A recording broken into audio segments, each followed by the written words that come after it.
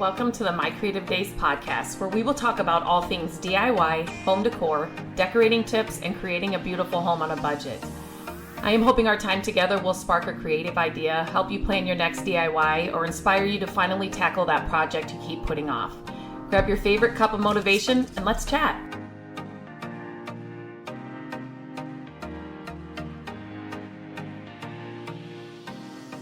Hello and welcome back to the podcast. After our episode on how to earn money flipping furniture without selling a single piece, yes, you heard that right. Earn money flipping furniture without selling a piece of furniture. I did a podcast on that and I got a lot of questions and just kind of like follow up and just kind of comments and things on the one specific topic, which is brand partnerships. How do they work? How do you land them? How do you actually get paid?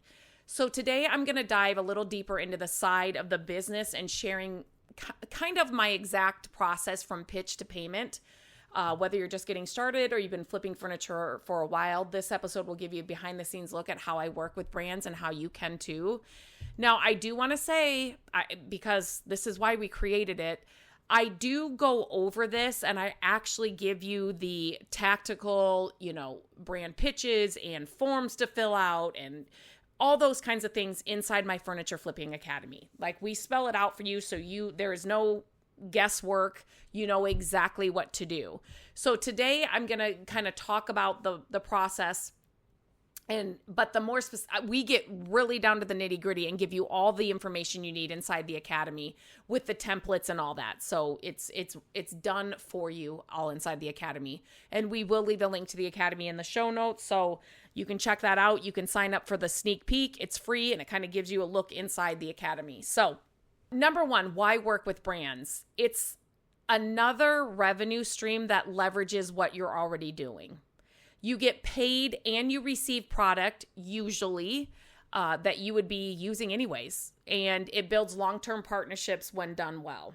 What makes somebody brand ready? You do not need a massive following on a social media channel. You do need clarity though. You need to have a clear niche, furniture flipping, DIY, etc., a consistent aesthetic, and a proof of audience engagement, even if it's a small audience. Engagement is so much more important than the size of your audience. And you need to be able to show what value you bring. Is it beautiful content? Is it loyal followers? Is it creative ideas? And I do need to kind of start this out and say, I can't tell you, I literally could not put a number on it, how many different ways I've worked with brands. It's one of the things when like a brand will approach me and say something like, you know what, our marketing budget and what we're spending our money on, it's not working because it's not resonating with people. Everybody's on social media. So what can we do? What can we put together? And so I always tell it, especially a new brand that's new to this, I'm always like, listen, I can work with you in 1,000 different ways. And that is something you need to know too. It is not a one size fits all that every brand wants an Instagram reel, a blog post, and a Pinterest pin. Like, there are just so many different ways that you can work with brands. And that's something that you need to remember starting out and moving forward. It is not a one size fits all. Brands are going to have different needs and wants, and what you offer and are comfortable with is going to be a little bit different. But I literally have worked with brands in so many different ways. And it's one of my favorite things about my job because it's always different, right? And I am somebody that thrives on being creative, and I do not want to ever be bored. And so this definitely fits that really well. And so just remember, some of the things that I may be saying in here, I'm just trying to give you examples. It's not the only way. And number two, I should also say brands will sometimes reach out to you, and you can also pitch to brands. So how do I pitch to brands? I usually keep a kind of generic pitch template handy, and then I will customize it for each brand. And the template I keep handy just so that I don't forget the important things. But each one is going to look different because each brand is different. And I focus on what I can do for them. That is what your focus needs to be, not what you want. It needs to be what you can do for that brand. So include things like who you are, what you do, why you love their brand or product, a clear idea of a collab. It goes a long way if you're, if you're like, hey, paint brand, I can share a tutorial on how to use your paint, blah, blah, blah, blah, blah. Or I can do a reel that shows the paint doing this. Or I have got, I can do a full SEO optimized blog post that will, introduce your brand to my audience, whatever. Or it's a YouTube video, and this is exactly what I would do. Have a clear idea for a collaboration and what you could do for them. And then include a media kit.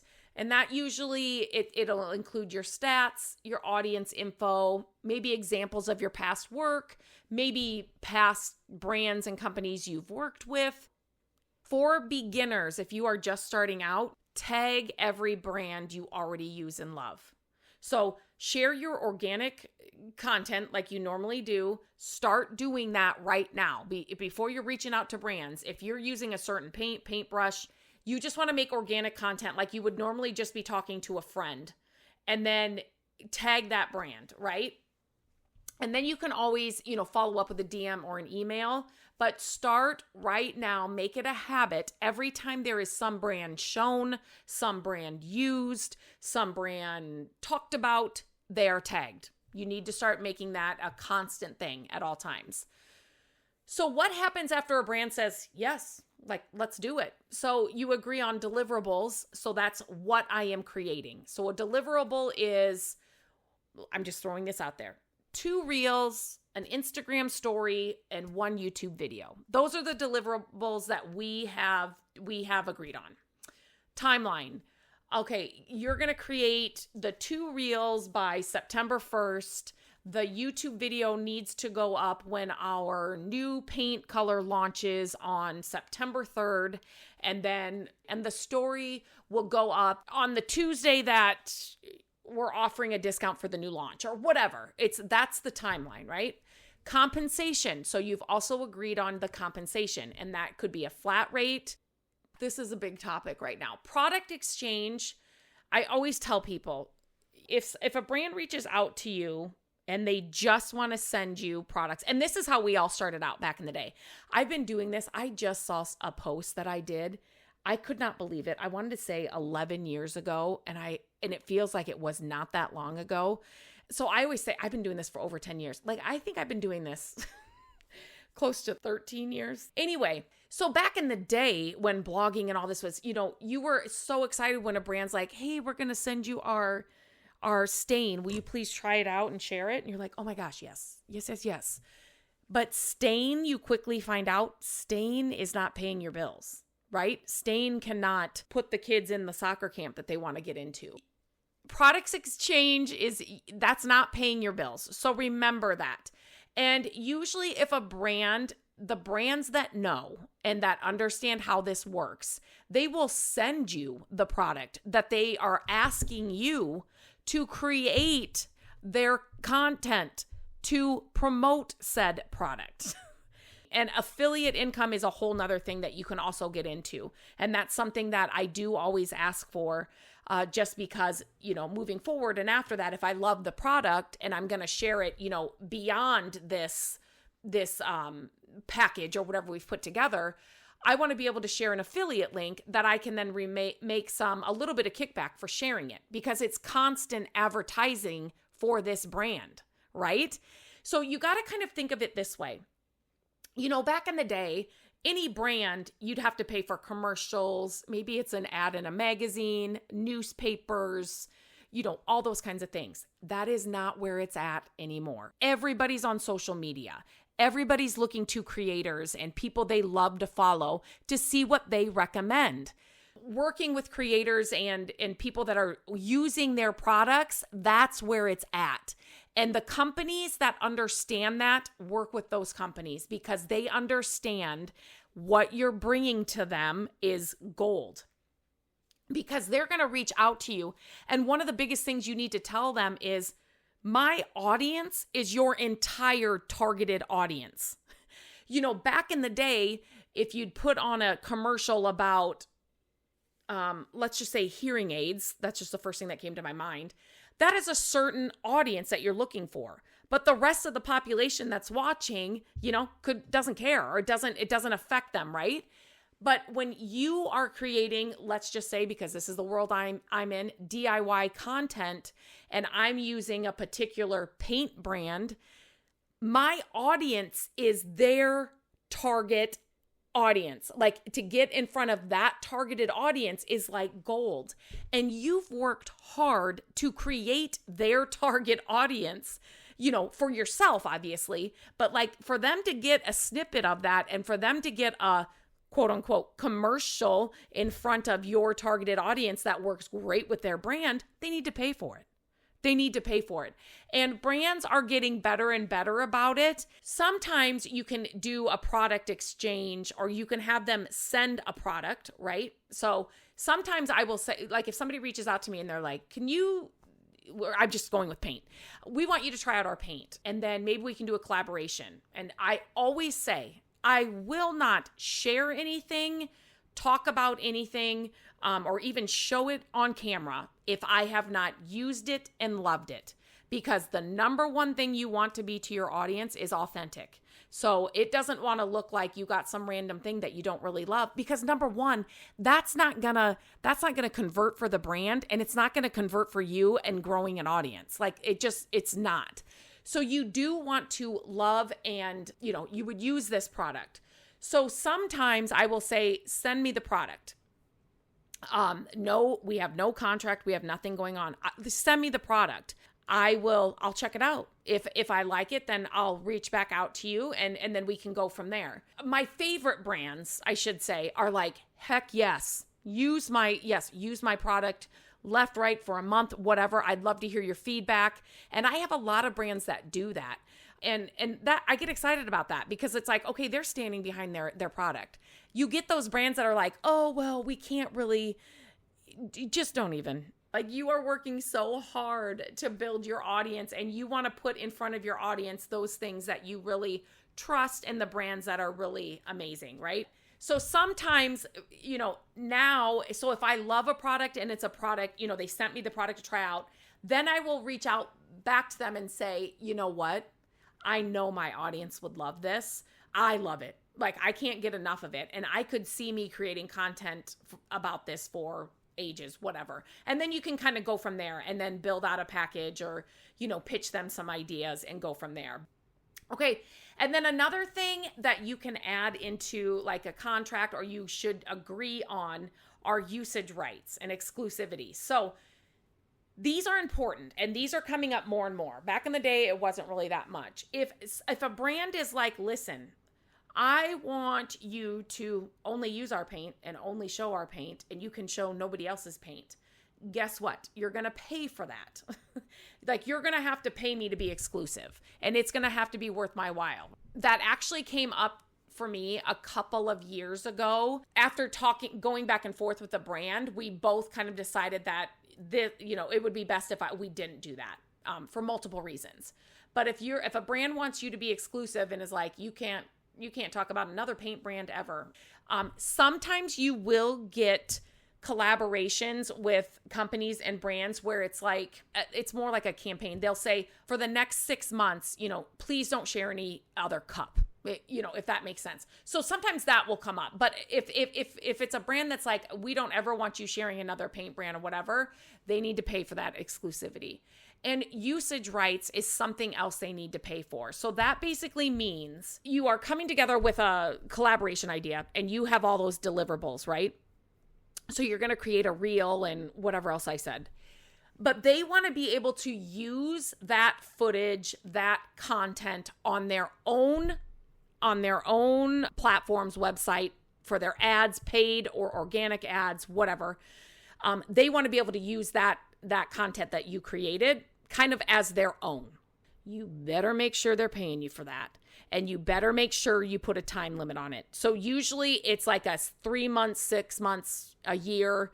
If they want it forever, the price just goes up for that. So that is definitely something you need to make sure is covered and agreed on. Always get it in writing, even if it's a simple contract or email confirmation, just get it in writing. And some people will call usage rights and they'll say, we want to be able to post your reel, let's just say, on our platform, but we're going to definitely tag you and give you full credit. That's different. It's when they want to use your content that you created, like you would give them that raw footage or like that full edited video, right, that they love, and they're going to just post it and they're going to put ad revenue behind it. You need to get paid for that because literally you just made their commercial. So then you get into creating the content. So you can keep a shared content calendar so you don't get overbooked if you've got a team of people helping you. Or just keep a content calendar in front of you when you're doing this, because a lot of times it'll be like, you'll be talking to the brand in July and they don't want you to post something until, let's just say, September.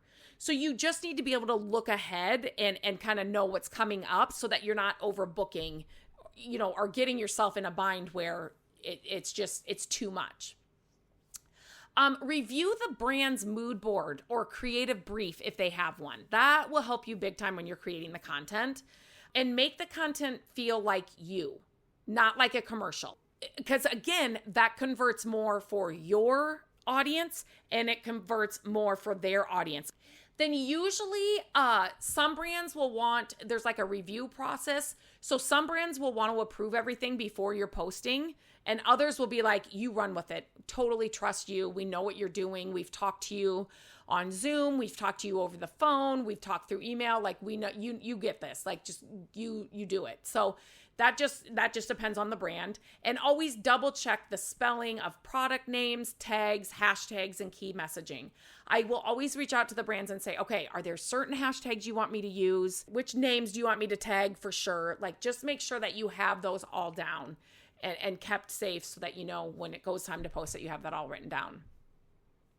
Posting and getting paid. So, sometimes you send the link or a screenshot to the brand once it's live. You'll send an invoice that it needs to be paid within such and such time.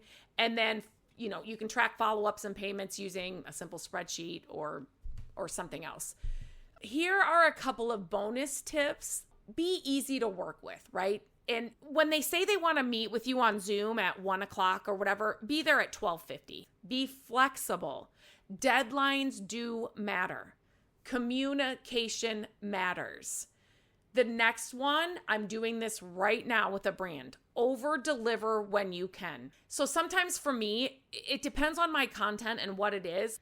Let's say we agree on some deliverables and it's, 2 reels, story, and an Instagram post. But after I go through the process, use the product, do the whatever it is I'm doing, I may be like, you know what? I know my blog audience would love this. And I know YouTube needs to know about this. Like, this is so amazing. And then I would send the brand, say, hey, I just have to let you know, I absolutely loved such and such. And so I had to create a blog post and I had to create some Pinterest pins, whatever it is, right? Over deliver when you can. Maybe it's an extra reel you're going to make. So for DIYers, it's maybe you show the product and then you show the product in use, and like that's your commitment, right, with the brand. But then, I don't know, 3 days later, you decide you want to do a before and after reel and tag the brand again.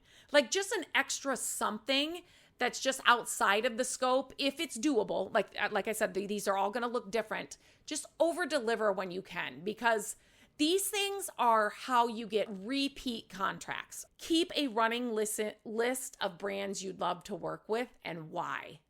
But brand partnerships are something that, for me, built slowly and accidentally, to be completely honest, because all this stuff, social media and blogging and all of that, was so different when I started. And you don't have to do it all at once. And now I feel like I shouldn't say easier, because it's not like it's easy. This is not easy work. This is a full-time job. But, you don't necessarily have to start out with a website and all of that like we did back in the day, right? Because social media wasn't really around. Instagram, well, I know Facebook was Instagram. I think Instagram was just getting started when I started. If you love flipping furniture, sharing your projects, and creating content, this is a great way to bring in income without ever selling a piece of furniture. I'm telling you. So if you have any questions, let me know. You can always reach out to me. Email lindsay@mycreativedays.com. I love hearing from you. DM me on Instagram at mycreativedays. It's great through your messages, emails, and those things. It kind of tells me, wait, I need to dive deeper into this. Or here's another topic, kind of a side topic that I could share on the podcast. So they help me so much. So keep them coming. If you found this helpful, share this podcast with somebody else that you think would find this helpful. It's a great way for us to get in front of new people and for new people to find the show. So that's it for today's episode. If you enjoyed it, found it helpful, I'd love it if you take a few minutes just to rate and review the podcast. No matter if you're listening on Apple Podcasts, Spotify, or wherever else, your support truly helps us. It not only helps more people find the show, but it also lets me know what kind of content you're loving. So if you have just 1 second, please tap the stars, leave a quick review, and know that I appreciate every single one of them. Thanks for being here, and I'll talk to you next time. Hello, friends. Thank you so much for listening to the podcast. I'm grateful that you tune in every week and that you share the show with your family and friends. I love having creative chit chats with you, and my hope is that this podcast will inspire you to try a new project, start a DIY that you've been putting off, and decorate your home exactly how you want it. There are a few ways you can help us with the podcast. Follow the podcast so you don't miss an episode. And if you could take a few minutes to leave the podcast a review, that would help us so much. Again, thank you for being here, and I look forward to our chat next week. Bye-bye.